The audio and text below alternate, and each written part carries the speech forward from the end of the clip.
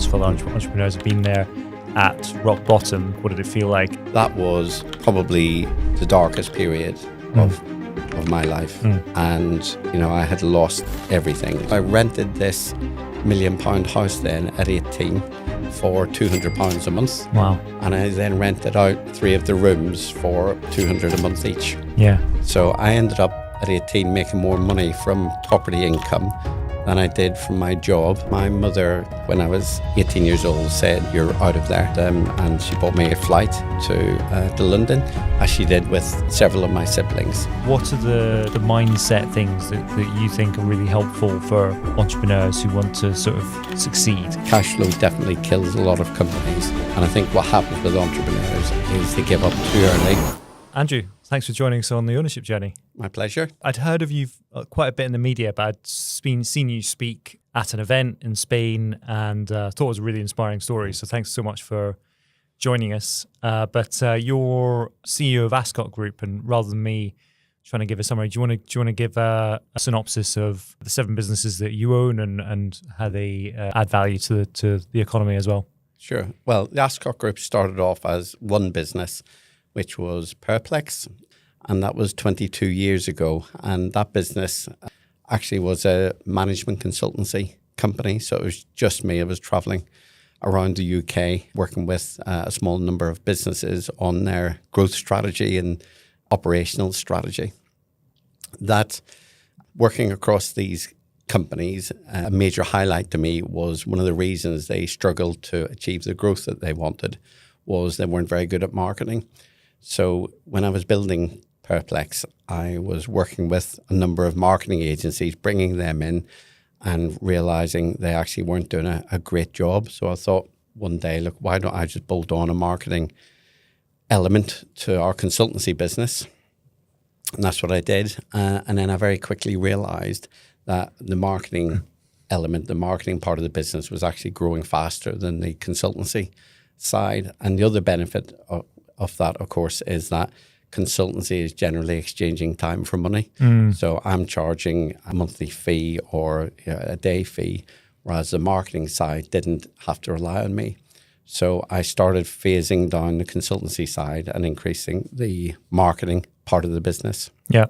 2 years later, that I identified an opportunity for market intelligence, which was one of the things that all of these businesses needed was information about the industries that they were in and the markets they served. So I started to build a database of those particular markets, and that evolved into a company called Insight Data, which I launched in 2006, originally as 2 office, but I don't play well with others, so it ended up. And over the next few years, that business developed into a software business and a media business. We launched a media business on the back of that called Business Leader.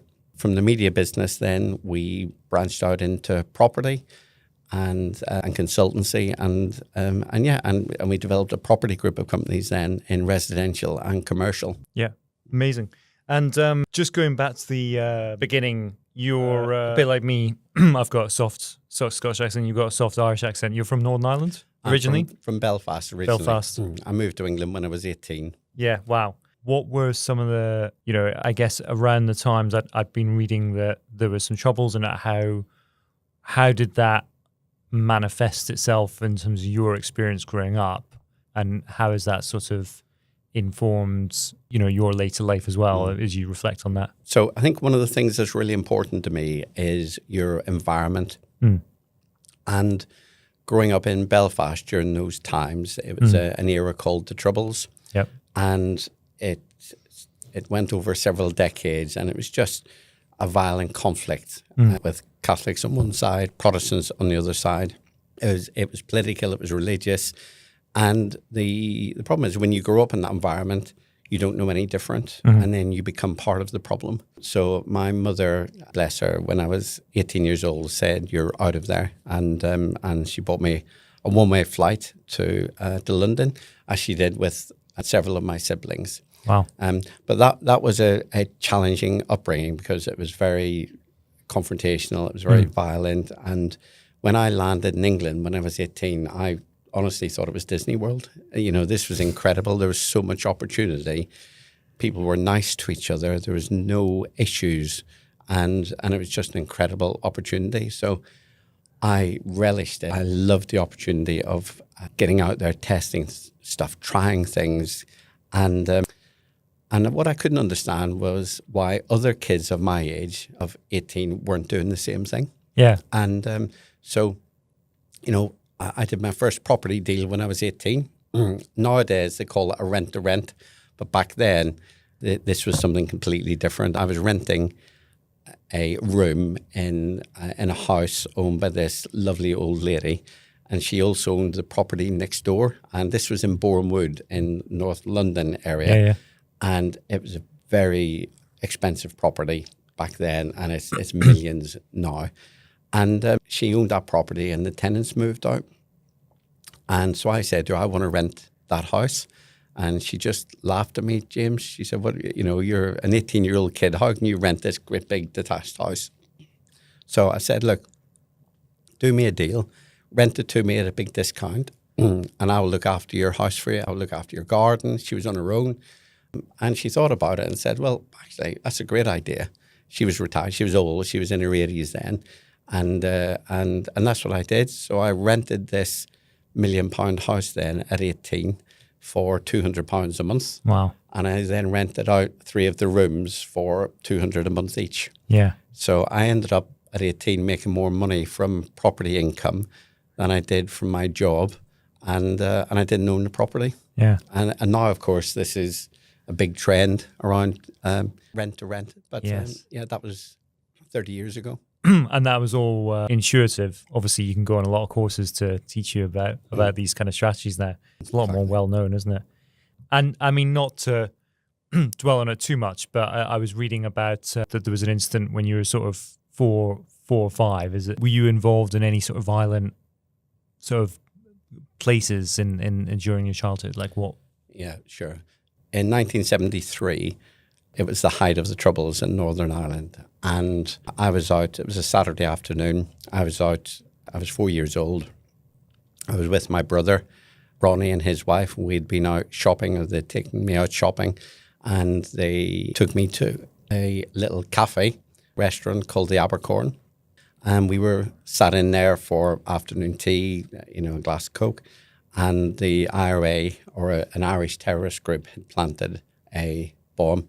So the restaurant blew up and exploded, and it was pretty horrific. You know, there was serious injuries, there was loss of life. And at 4 years old, you know, it did a lot of damage to me physically. I got some injuries, but it took me around 5 years to be rebuilt physically, but more importantly, mentally and emotionally after that. So something like that really shapes your future, because over that period of time, I didn't really do school, and I had a problem sleeping. So whenever I went to sleep, I was immediately taken back to that moment and to that environment. And, you know, there was some serious injuries. So what you've seen then as a 4-year-old child was pretty horrific. So I ended up having to have tranquilizers for 5 years after that. Yeah. My wife experienced the Mumbai attacks, so it's and it has a lot of repercussions. So when you were in UK, we sort of you kind of viewed it as the land of plenty, and you viewed it as having a lot of opportunity, and just you talked about kind of environments being really important. Just talk about like how has the UK and maybe London kind of evolved from that time in the 80s, I guess, 80s to now. How have you seen the evolution? And also you do a lot of traveling around the world. Yes. How do you view the environment and the way that people talk about business here than America or Asia or Europe? You moving to the UK and feeling that there was a lot more opportunity there than there was in Northern Ireland. How have you seen that opportunity in the UK? Because you've seen it across multiple decades, from the 80s, 90s through to now.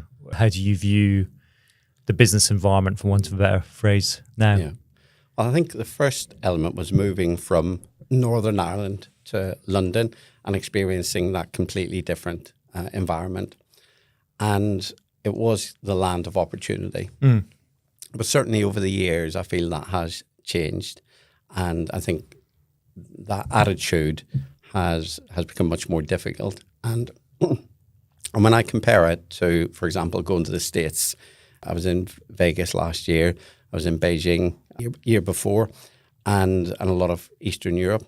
And the positivity there and the excitement around entrepreneurship is real.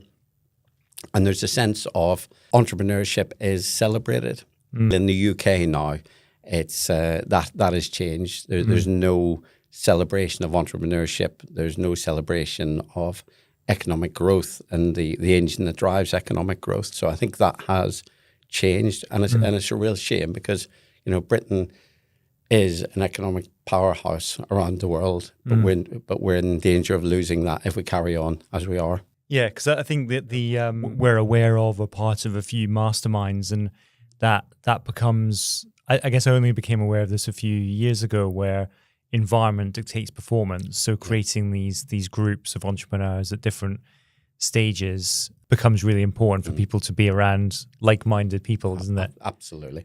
So that environment absolutely shapes and when I came to England, my mother told me a very important story that has always remained with me, which is if you take an acorn and you put it in a pot, that tree will only grow to the limitations of the pot.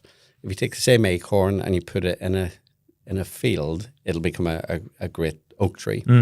It's the same acorn.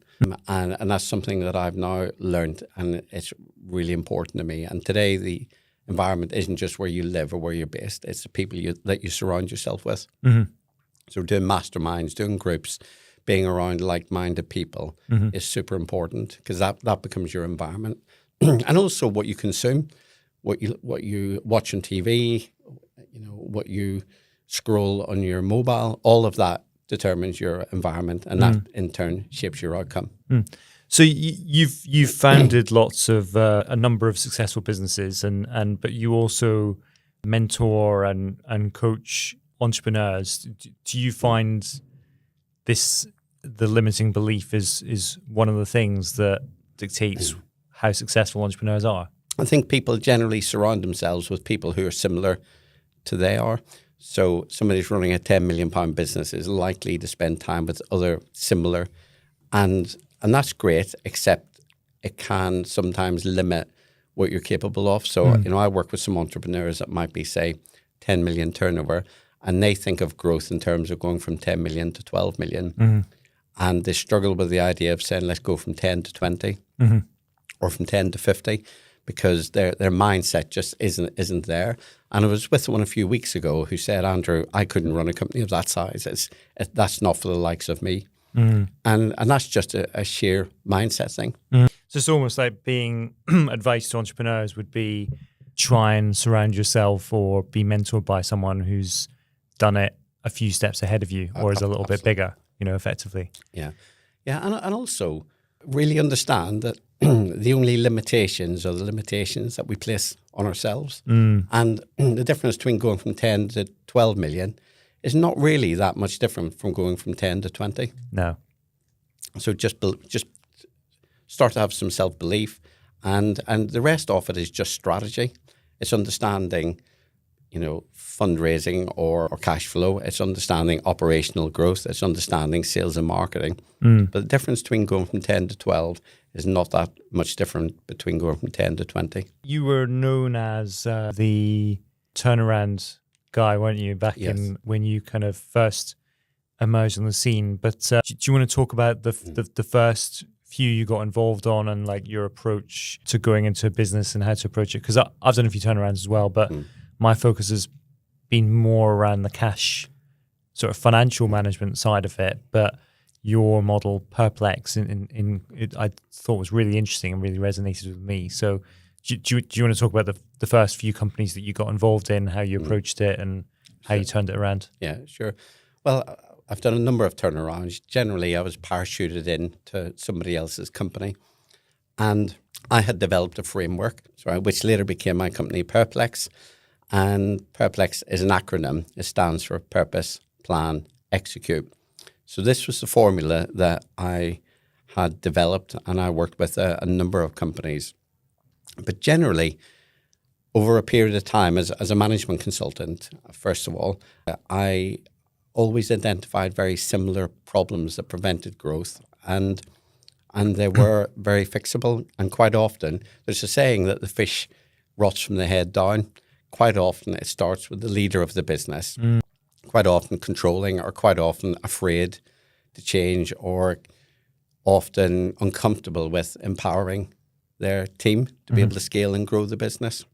But I would go into a business and look at some sort of turnaround, and generally you got to get the foundations of the business right, clarity around purpose, plan, execute, and then on one particular occasion I was parachuted into a company called Cambrian, and the owners of that business had been in a very difficult situation. They'd entered into a contract with a major supplier who was a PLC. And as part of that, the supplier provided them the raw materials for manufacturing business. They would manufacture the product and sell it back to one of the other group companies within the PLC. On the back of that deal, which was a 5-year contract, the owners of this business moved factory, invested $1 million in new equipment and new machinery. And then the PLC, 16 weeks into the contract, contacted the owners and said, we've had a change of strategy at PLC level, and we're now not going to fulfill that contract. The owners of that business were now distraught, went back and said, look, you can't do that. We've got a 5-year contract. And the PLC said, yeah, we understand that, but, we're a £1 billion PLC. You're a small business in South Wales. And so they couldn't fight it. They didn't have the money to enforce this contract. So I got contacted. I went into the business, looked at it, and said, okay, this is a major turnaround. What we've now got is this big factory and all this equipment and nothing to manufacture. So to create the growth that you needed to fund all of this, we would need to move into a different market that was very cash generative. And that's what we did. And they couldn't really afford to pay me at that time because they'd run out of money. So we did a token salary to cover my expenses, and then an equity deal. Right. Which now is again like the previous strategy taught now as a strategy of sweat equity or absolutely. And we managed to grow that business then from $1 million a year to $1 million a month. Wow. in about 36 months. It was also very profitable turnaround as well. And that business was then acquired by Masco, which is a US Fortune 500 company, about $9 billion turnover at the time. So that was a very, very successful turnaround. And that business was on the edge of going under, was on the verge of going out of business. So that it had to be a really quick turnaround as well. We didn't have much time. Yeah. Wow. And presumably finding alternate uses for the factory, alternate clients in the vicinity. And that was a full-time venture for you? Yes. Yeah. No, that was a 18-hour a day, 7-day a week turnaround. We had no choice. So we had the big factory, but we had staff in there that we couldn't really afford to pay, and we had to turn this around quickly. And cash flow was a real issue. Yeah. And obviously the supplier at that time didn't really want us to succeed. Yeah. Because if we had, we were then going to be in a position where we could commence legal action and battle them. So they were actually hoping that the business... So they were literally hoping for us to fail. So it was quite a turnaround. Interestingly, a number of years later, we ended up becoming one of their biggest customers. And the CEO of that PLC stepped down from the board as part of what had gone on. So it was a big win in the end. Nice.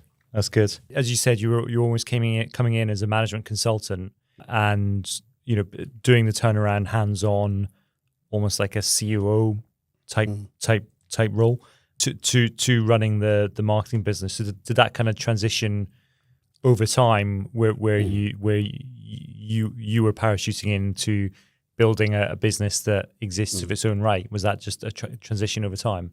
No, that was actually as a consequence of a disastrous decision that I had made. Okay. And I now had a track record of being the turnaround king and a very successful track record. I then went into and acquired another struggling business outright. And I felt that I could do a turnaround in 6 months or a year, turn this business around. And that was in April 2001. September 2001 was 9/11. And for that business, which was in the home improvement industry, it relied on consumer spending, big ticket consumer spending. Yeah. 9/11 happened and the tap switched off. Consumers weren't buying high ticket home improvements. Conservatories, double glazing, doors, extensions. yeah. And the tap literally switched off. So I've now acquired a business that was losing a lot of money already, had a dispute with the landlord, and now its entire revenue stream switched off overnight. So to keep that business going, I ended up having to put everything that I had into the business, funding-wise, take out some additional bank debt as well to fund that period. And we never really recovered. So we limped along for maybe 2 years after that. But we couldn't save that business. And we ended up with a legal dispute over a dilapidations claim on a building, which taught me one of my biggest lessons in business, which is never rent. Never rent. And so I ended up losing that business. It was a domino effect. I lost the business. And as a result of that, losing that business, I had some personal guarantees.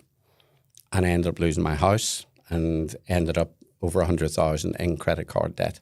So I'd gone from being very successful to losing everything in a period of 6 months.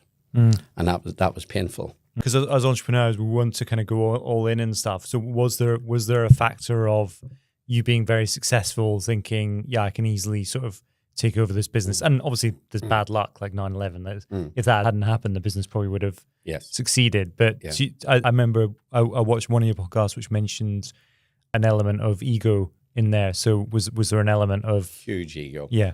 I was 36 years old. We had done multiple turnarounds. We just sold a company to a £9 billion US Fortune 500 company for huge amounts of money. I thought I was the man. I thought I could do anything. And my ego got in the way. If I had done enough due diligence in that business, in hindsight, I wouldn't have bought it because of legal issues with landlords and various other issues within the business. I felt I could just turn it around. 9/11 was the icing on the cake, as it were, or 9/11 was really the nail in the coffin. Yeah, nail in the coffin. That's it. But if it hadn't been for 9/11, I think I probably could have turned the business around, but it would have taken a lot longer, a couple of years. The reality is I shouldn't have bought that business, and my ego got in the way of it. And this has become quite. Well, you've spoken about. I think this is the moment you spoke about on stage. But you, if you don't mind, because I've been there. Lots of other entrepreneurs have been there at rock bottom. Like, what did that look like? What did it feel like? And how did you kind of get yourself out of that period and kind of move on? I think we both listened to the jewelry. Gerald Ratner. Gerald Ratner. Yes. So you were talking about this moment as well, but it sounds like that was that moment for you. Yeah, I mean, that was probably the darkest period of my life, and I had lost everything. So, I lost my house. I was in debt. I had no income. I ended up with 2 boys. My 2 sons, looking after them, and I couldn't see what the future looked like, and I was up to my neck in credit card debt, and I couldn't see a way out of it. The eureka moment, if you like, actually was looking at my 2 sons and saying, I've got to be a role model here. I've got to be an example to them that actually sometimes things get tough, but you've got to be able to battle your way through. You can't put your head in the sand. You've got to turn it around. So I set myself a goal that within 3 years I would have built my way back up again. So I set myself a goal, 3 years, turn everything around, and I wanted my sons to see that I had achieved that. So that became my absolute purpose. And I didn't realize at the time, but this concept around purpose became really important to me. And that purpose of turning everything around in 3 years ended up becoming the vehicle that enabled me to build the group of companies that I have today, because that purpose became part of purpose, plan, execute, which was the formula that I developed to help my own businesses grow and those of other businesses. I know you said this before, and it must be boring. There was a car that you used to drive around, and you had to sell it off, and you bought it later. I just find that a really interesting story. Do you mind? Well, it is a very interesting story, and there's even more to it, which is, so I bought that car originally as a company car. Yeah. When I was running my business that then failed, and it was a BMW, a 5 Series BMW, and it was my company car. When the company failed, the liquidators seized the car. I then agreed to buy it back off them personally. So I've now bought this car twice. One as a company and then one personally. Yeah. That car then went on a journey with me over the next couple of years, where I was traveling around the UK, seeing clients and helping them grow and develop their business. During that time, I racked up, I think, 250,000 miles on it. Wow. But eventually, the engine blew up, and I had to pay somebody to take it away for scrap. Bizarrely, 17 years later, I see this car driving down the road, and I can't believe it. So I follow it, pull the driver over eventually, and this old boy gets out that looks like Uncle out of Only Fools and Horses, and explain that this used to be my car. I sold it for scrap. What's happened? And he said, well, 17 years ago, I bought this car from the scrap dealer, and I like tinkering with things, and I rebuilt the engine, and I've been driving it now for 17 years. Wow. So this is bizarre. Yeah. So the emotional attachment to that car was unreal, because when I had lost everything, that was the only item that I had left, apart from the clothes on my back, was that car. So I offered to buy it back from him, and he wouldn't sell it to me, James. So it took me 6 months to persuade him to finally sell it back to me at an outrageous price, I've got to say. What I hadn't realised is I hadn't properly looked at the car, and 17 years didn't age well for it. So the car was held together with duct tape. There was chickens living in the back seat. I mean, it was just awful. So I had the car fully restored then.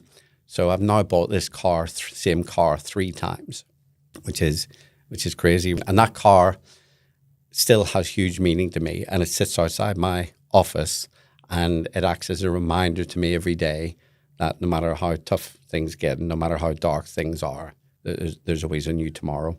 Yeah. So, amazing. it sits outside my office. Sometimes I have visitors, and they literally want to go and sit in the car.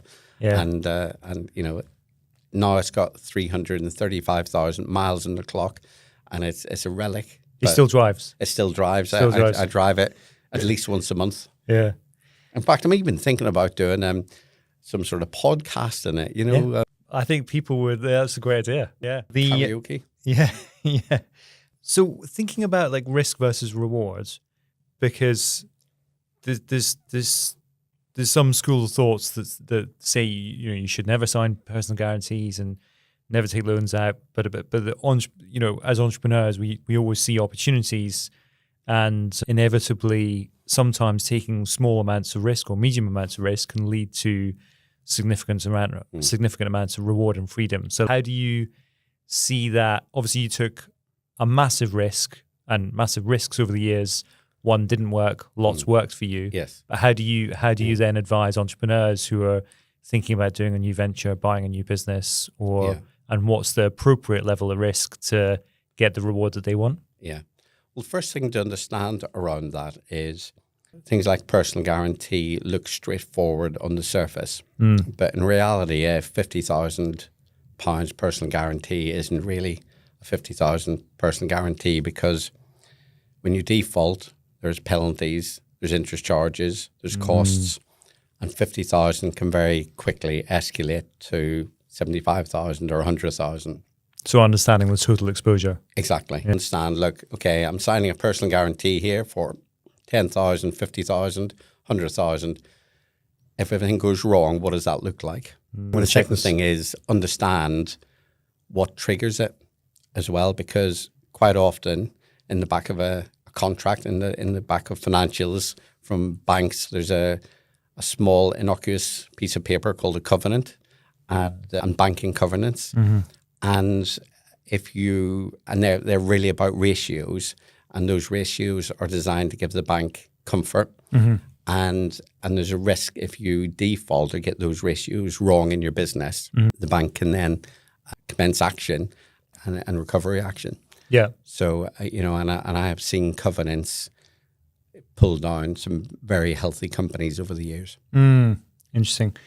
So I suppose those are like risk factors to avoid as entrepreneurs, but maybe maybe looking at it a different lens, like whether you look at buying a business, an existing business, legacy business versus starting a business, how do you see, because you've done both, you've gone into legacy businesses, turned them around, you've started businesses from scratch and built it to, you've built multi 7 and 8 figure businesses. Yes. So how do you see that divide for entrepreneurs?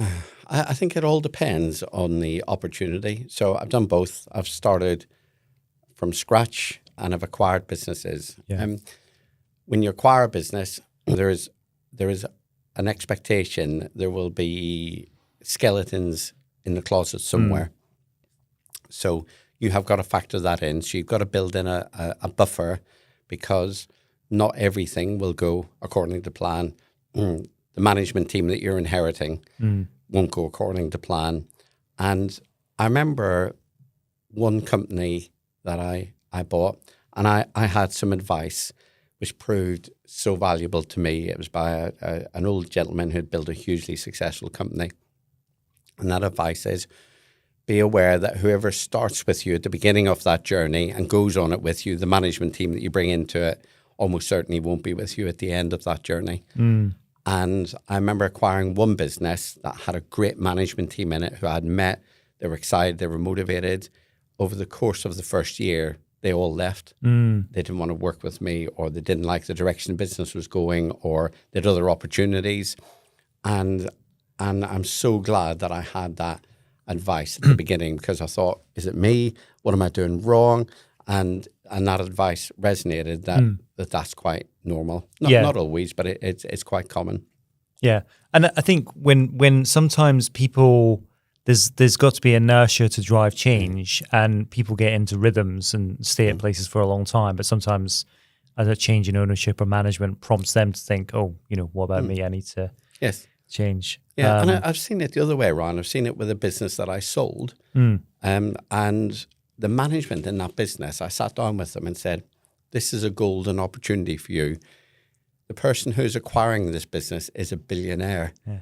The opportunities within this business are incredible. It's so much bigger than I could ever create. And you have got an incredible future ahead. I sold that business, and the management team hung around for about 6 months and then said, I don't like this, and off they went. And they were replaced then with people that were paid double, triple the packages and income. And those guys could have had that. Yeah. So they could have literally, over the course of the next year, could have doubled or tripled their earning potential. And they left just on principle because they didn't like the idea of the new regime coming in. Yeah. And maybe talking about Future Leader was one of the businesses that you set up and then sold to Richard Harpin. I mean, yes. How did that, were you looking for an exit at that point? Like, how did the conversation come about in the conversation? So the history of that was Business Leader magazine that I launched in 2012. And I launched Business Leader originally as you would call it now as a side hustle. Yeah. And it was a tool to help me promote my other companies. But it became successful in its own right. We launched the magazine, then we launched the Business Leader Awards, and it grew and grew and became a national media company. And I'd actually turned down a number of offers to acquire the business previously. But through Business Leader, I was very fortunate to meet some, extraordinary people over the years, billionaires, multimillionaires, government officials, leaders of government, the dragons, all of these. And I would meet them. I was having dinner with them. I was having breakfast with them. And so this world became quite an exciting world. And one of those was Richard Harpin, or Sir Richard Harpin. And he became one of my judges at our awards. And him and I became friends. We went out to dinner. He came to some of my events.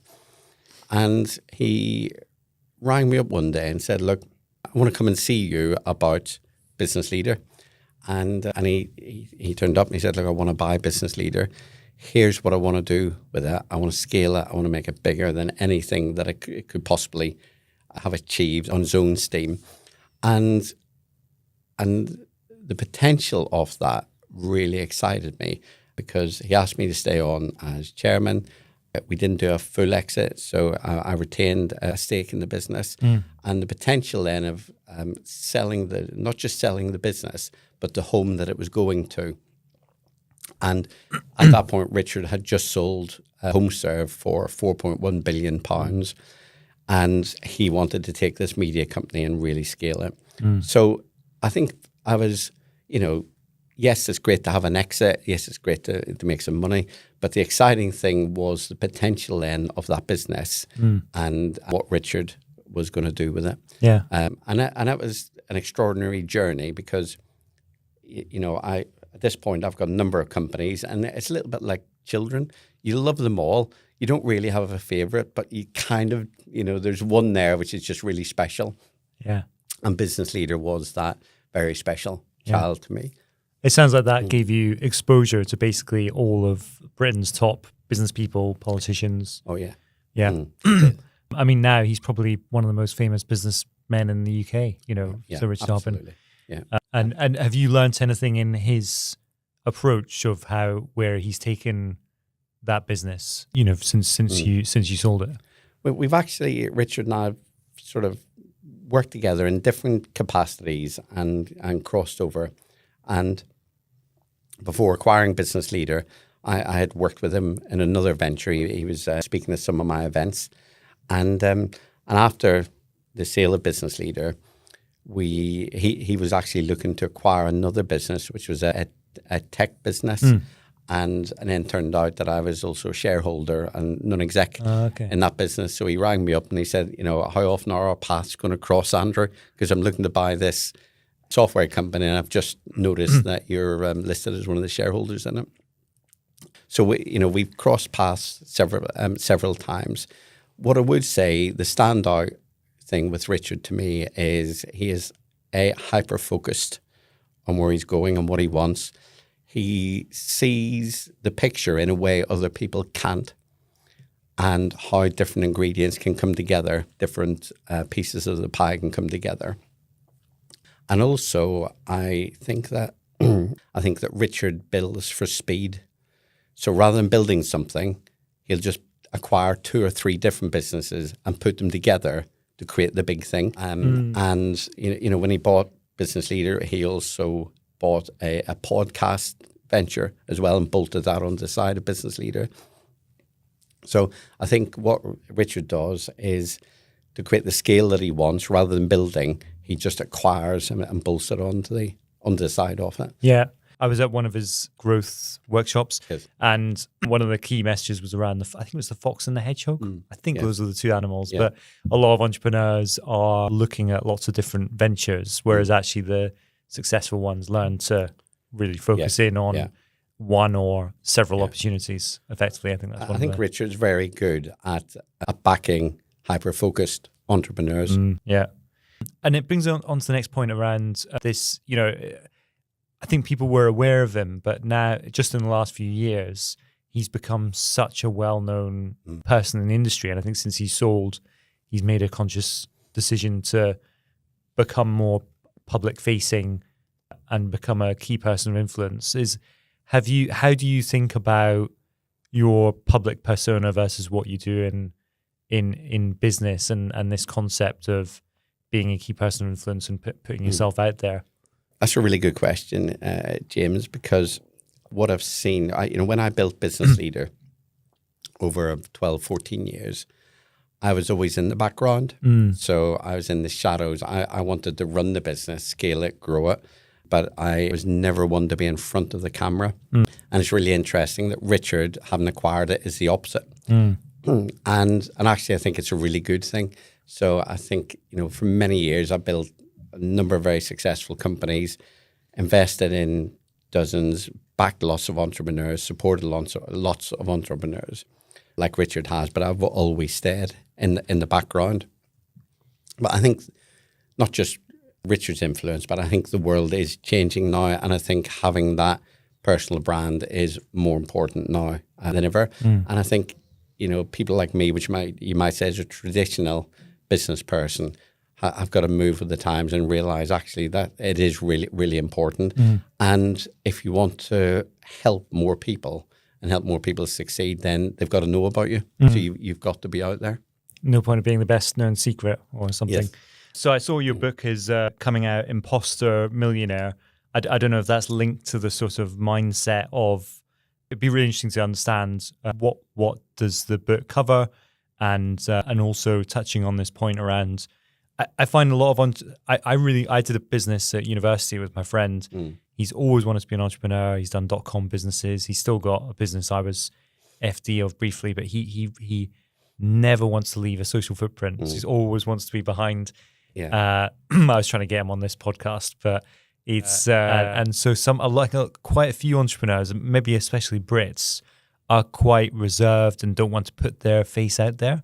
But I don't know if you got advice for people who are maybe a little bit reluctant to put themselves out there and overcome the cringe factor. I don't know. Yeah, no, it is true, and I was definitely in that camp. I wanted to be in the background. I think for me, there was two different elements. One was fear. What would people think?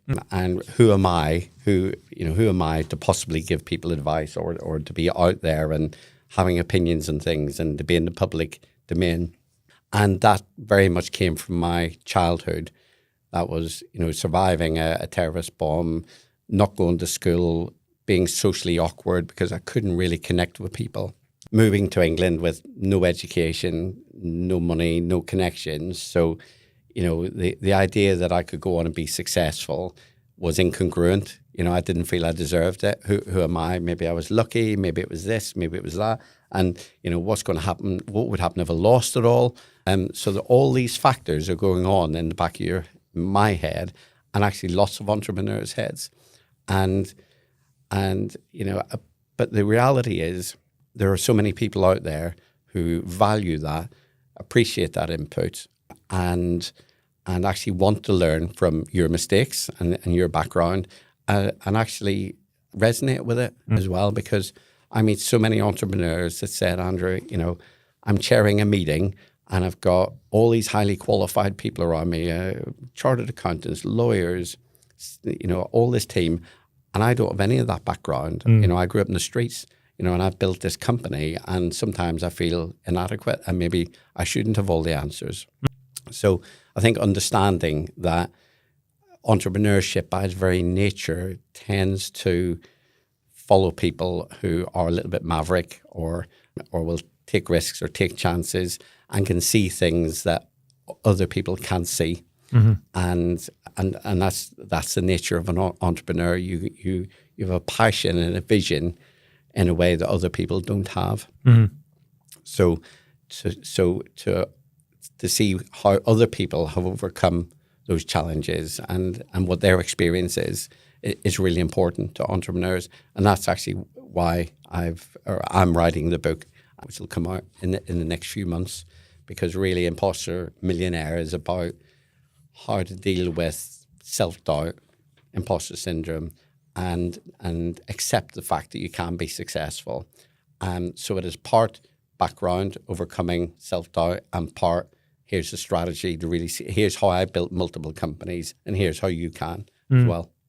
I think it's so important because I think inevitably you get people who are very good marketeers, and it's having people that talk about relatable stories that other people go through, I think is so important. I've found listening to podcasts and listening to other people or listening to talks really spurs you on, because it's not just me going through that. Other people have gone through the same journey. So I just think it's really important. Interesting. One of the points that come up quite regularly is how I develop my property strategy, which is I was just going to ask for that. Yeah, because of what happened when I bought a business a few years ago, and a crazy claim that was ridiculous at the time. It was a big dilapidations claim on a building, and the contract stated I had to restore this to its original condition. But at the same time, I knew the owners, which is a pension fund, were going to demolish the entire site.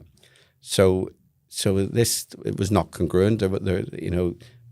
But they won because they had much bigger pockets than I had. But I learned from that point onwards, I would never put myself in a position where I would be tied into a contract of that nature or a tenancy agreement or a lease of that nature. So, from that point onwards, I would only take short-term leases, licenses that were, wouldn't leave me in a difficult position. Yeah, exposed. And I also made a commitment that the first opportunity that I would get, I would buy an office that would house my business, and as I grew, that's what I would continue to do. Yeah. And so advice for entrepreneurs, and there's a few people that talk about this.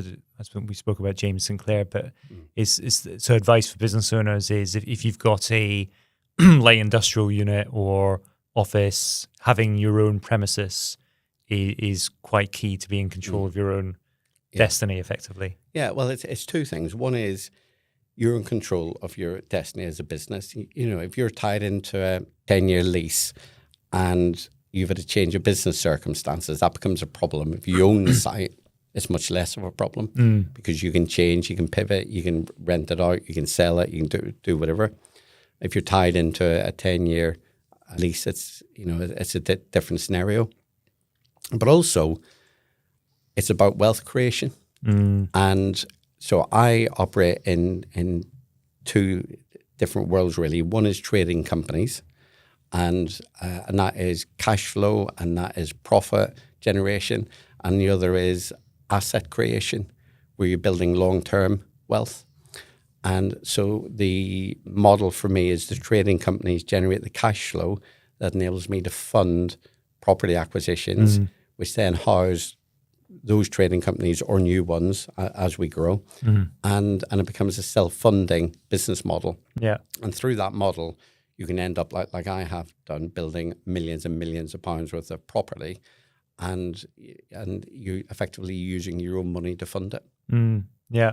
And the business is, I don't know if you agree, like business is a great way to create wealth, but can at certain times when, black swan events happen or just some bad luck can just stop, from a cash flow and profit perspective.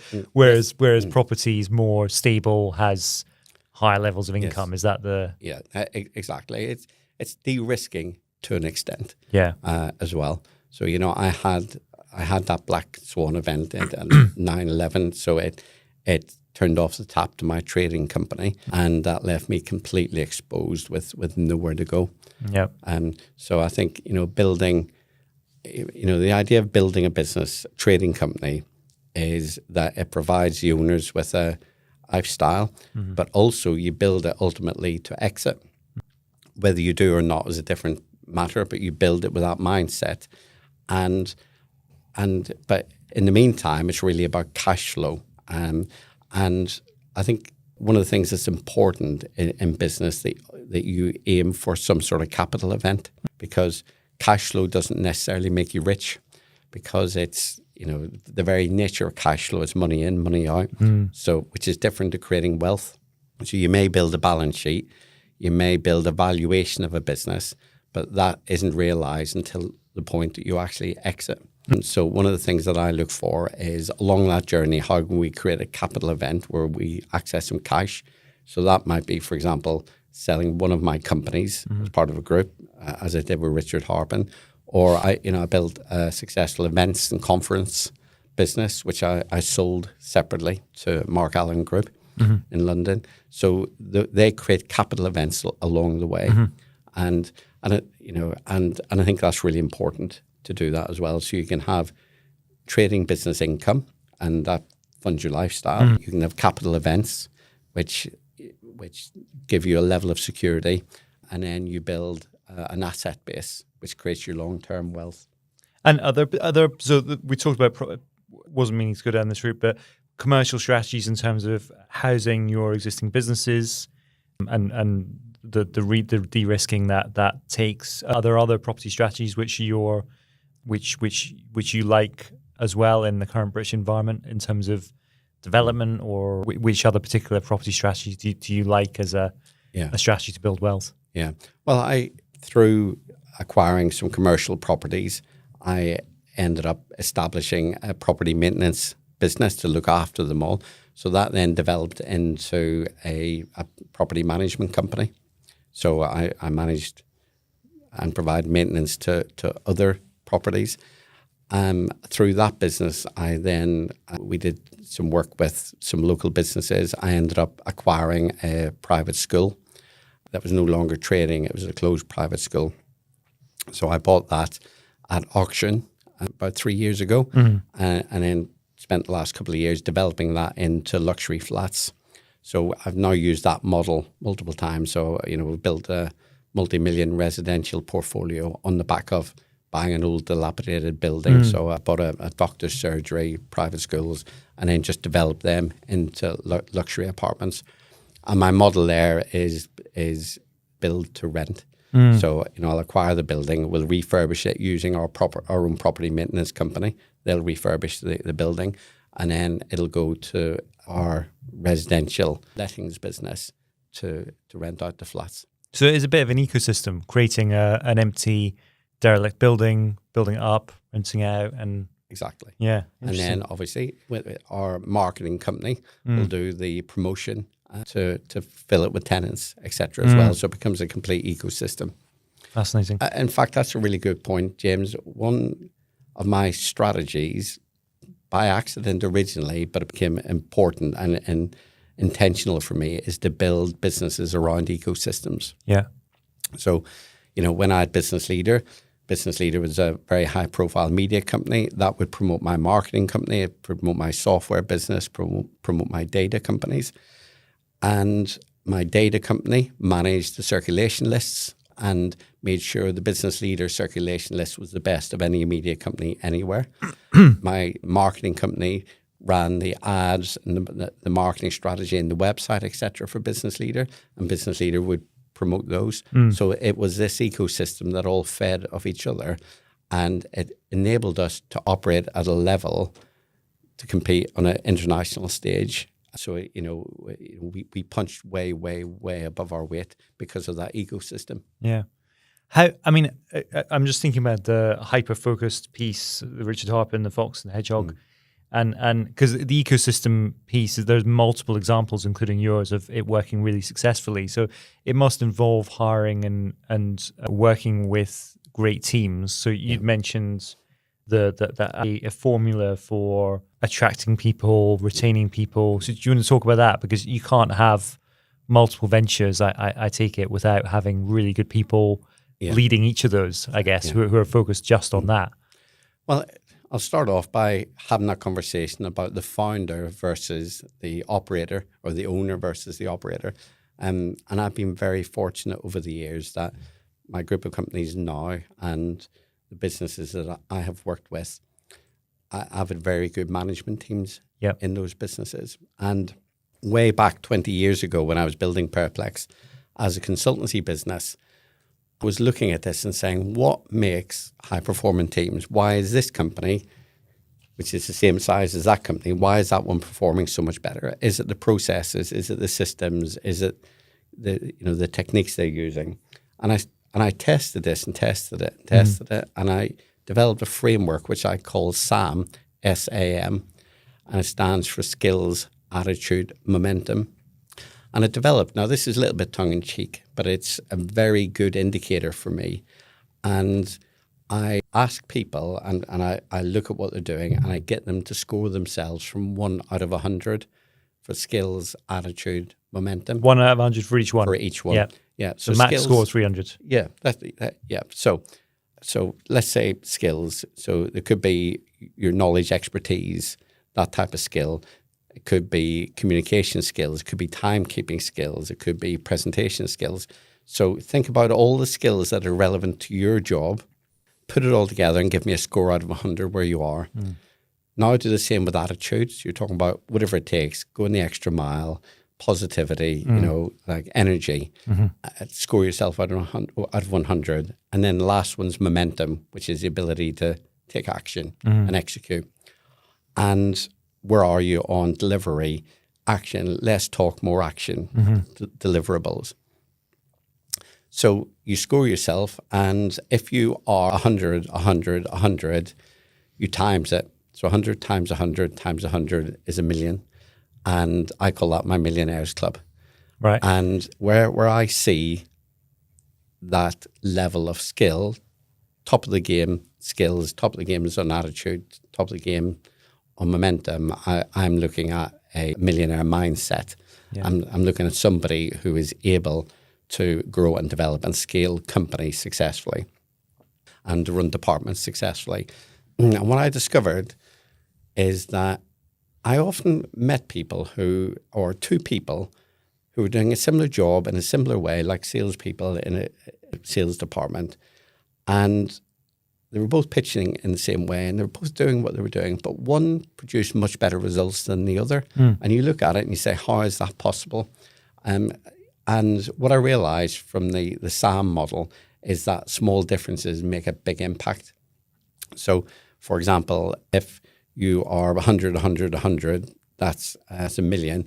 If you're 50, 50, 50, you don't get half of the result. 50 times 50 times 50 is 125,000. So you don't get half the result. And equally, the other way around, if you're a 50, and a 50, that's 125,000. And all you need to do is increase 10. You just need to go from a 50 to a 60 across them, and you get exponentially better results.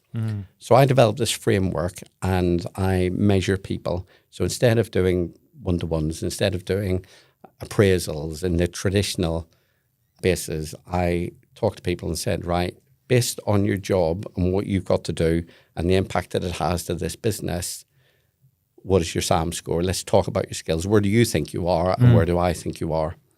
And then we work together to agree what that looks like. And my purpose in life to a large extent is to help people get into my Millionaires Club. So it's a little bit tongue-in-cheek, but it's really effective. And I've been running that for 22 years now. Wow. But do you not find there's a difference in perception between someone saying they're 900,000 and you're actually thinking they're 600,000? So absolutely. So how do you... Every day. Yeah. So that's why that two-way feedback is, what do you think you are versus what do I think you are? Or what does your line manager think you are and why? Yeah. And understand, because people quite often have only got their own reference point. Yeah. So to understand and explain it in those ways, what momentum what good looks like for skill, what good looks like for attitude, and what does good look like for momentum. 2 out of the 3 are not like technical skills. Yes, absolutely. So two-thirds of what you're looking for in people are their attitude their tendency to execute. What's really important to understand here is that I could have 100 in skill, 100 in attitude. So I could be the most talented person in the room, the greatest attitude, whatever it takes. Come on, boys, let's get going. But I don't take any action. Yeah. The result's 0. Yeah. And the world is full of people with real positive attitude, talented, really great skills, but they don't do anything. But equally, you could have all the best attitude in the world and take massive action, but unless you got the right skills, you'll get a very poor result as well. So you need all 3. And one of the things that's really important is when you look at your SAM score, is that if one's a little bit low, might be attitude, might be momentum, that, I'm very much of a talker, I'm not so much of a doer, that the impact that has is enormous, but it's also easy to fix. Because once you're aware of it, your ability to fix it becomes much greater. You should trademark this.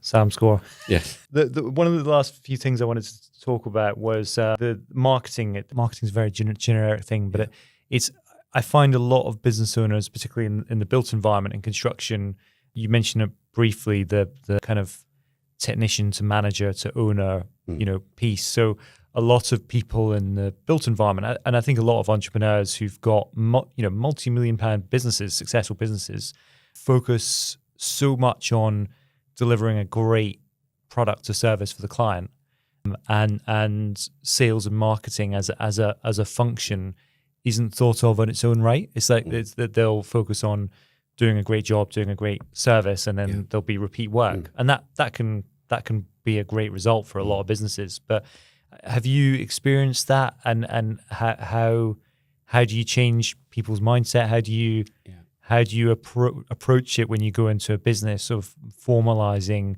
sales and marketing? Because a lot of business owners don't think of that as a separate function. They think of doing a great job for the client, which makes you need to do that. A couple of points there. The first thing is a lot of companies see marketing as a cost rather than as an investment.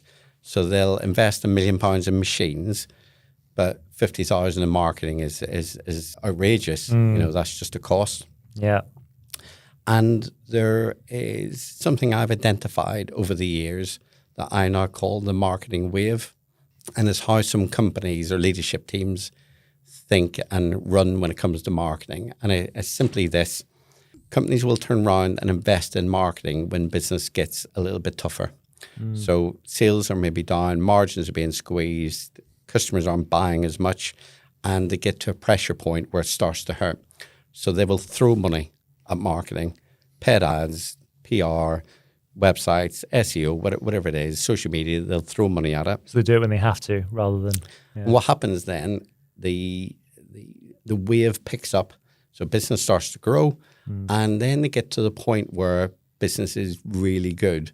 And why are we spending all this money on marketing? So then they switch the tap off, and then slowly it goes back down again. Yeah. Then they get a pain point and go, more money at marketing. And I have seen businesses do this for 20 years across a whole range of industries. Yeah. And they're literally doing that. It's up and down for 20 years. And then they wonder why they're not getting any consistent growth. Yeah. So there is a really simple formula that I use. There's much more technically complex formulas, but in terms of a simple philosophy, I call it visibility, credibility, offer, and action. And that is simply visibility is to make sure that you're seen by as many customers as you can who are in the market for your product or service right now. The problem with the marketing wave is it's not consistent.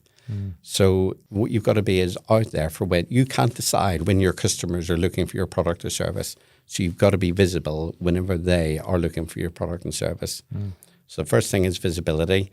Then we're in an age where there's so much noise out there, you immediately have to build credibility, or you're forgotten about and you're scrolled past and you're on to somebody else. So you need credibility, and that might be testimonials, it might be case studies of previous jobs, it might be reviews, it might be awards that you've won, certifications that you've achieved. So being able to relay credibility.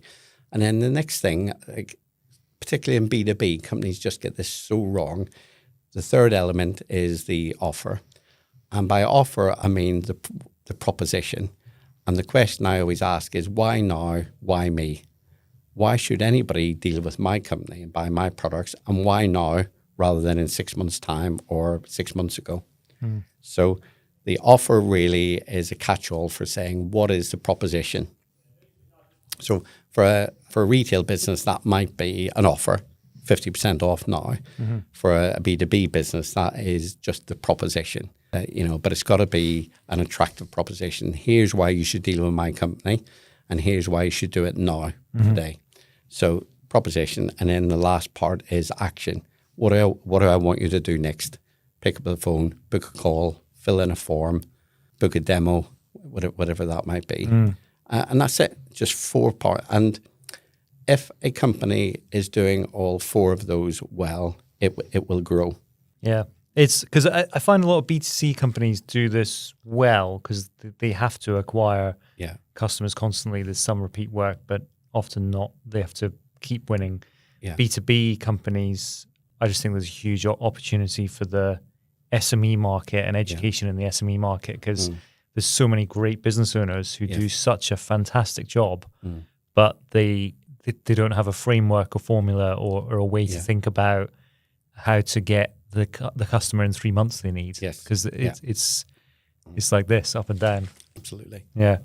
The last point was just around, it's interesting to hear how really successful entrepreneurs manage their personal lives. How do you decompress, switch off, or like what, it's, a lot of entrepreneurs have been into sport or they have certain morning routines. Like, are there things that you do to help you achieve what you want to in business and personal life? Yeah, it's a really good question. I'm probably swimming against the tide there. Yeah. That I'm not the 5 a.m. club. I'm not up at 5. I work best at night when everybody's gone to bed. I've got a couple of hours there of being creative, and I enjoy that immensely. So that's my time. I don't really do golf or anything of that nature. So, I go to the gym a couple of times a week. I have a gym at home, which I use in between. But in terms of how I structure my time, I have 3 days a week, which is spent in my trading companies. And there's a formula for that over the month. And I have 1 day a week in my property business. And then I have 1 day a week, which is really involved in supporting other entrepreneurs and coaching or speaking. So it doesn't always work out exactly like that, but that's roughly, if you spread it over a year, that it would be something like that. Yeah, interesting. Were there any other major themes that you wanted to sort of pick out in this podcast? Maybe just finishing on, like, what are the mindset things that you think are really helpful for entrepreneurs who want to sort of succeed? Because I feel like perseverance and so on is a big theme that you've talked about a lot. Yeah. One observation that I absolutely have is that we talk about business failure, first of all, being a negative thing. And, and it's interesting how that differs completely from USA or to other countries. And as a result of that stigma, in the UK, we're less likely to take bigger risks. So that's the first observation. The second one is that, particularly in the US, they think much bigger. So in the UK, we think about launching a business. Let's say, let's take a shoe shop. Yeah. We would open up a shoe shop. If that same entrepreneur was American, they would say, right, let's open up 1,000 shoe shops and test the model. So that's how they would do things. So there's a scale difference there. And I think generally around mindset, what I have observed is that, there's a saying that it's cash flow that kills most companies. And cash flow definitely kills a lot of companies. But I would say giving up kills more. And I think what happens with entrepreneurs is they give up too early because the going gets tough, or something goes wrong, or a customer goes bust, or they don't get the support they want, or an employee leaves, or whatever it might be. And for me, again, I stumbled on this concept around purpose, plan, execute. When your purpose is big enough, when you're so committed, passionately committed to where you want to get to, none of those become a barrier. They become obstacles. And I think I observe a number of entrepreneurs just giving up too early because they've had some things go wrong. And I agree, cash flow has definitely killed many businesses, and fundamentally you've got to get that right. But I think this idea of just giving up and a reluctance to fail. So I would say, like, one of the things I'm very passionate about in our business is testing. Try something. If it doesn't work, so yes, I've built a successful group of companies. I've also failed a lot. I've had a failed business. I have backed some other businesses that have failed. I've invested in businesses that have failed, and I've observed failure all around me in terms of other entrepreneurs in America that celebrated, go again. What have you learned? Let's go again. Let's build it back stronger and better this time. Whereas I think in the UK, when we fail, we want to disappear, and that's a real shame because you've earned the stripes. You know what's going wrong, and you should build back up again, and you should go again. Amazing. Andrew, thanks so much for joining me. Very kind to give you up your time. And I just think the more business owners and entrepreneurs hear your story and also the practical frameworks that people can implement, the better. So thank you. Definitely. All right. Pleasure to be here.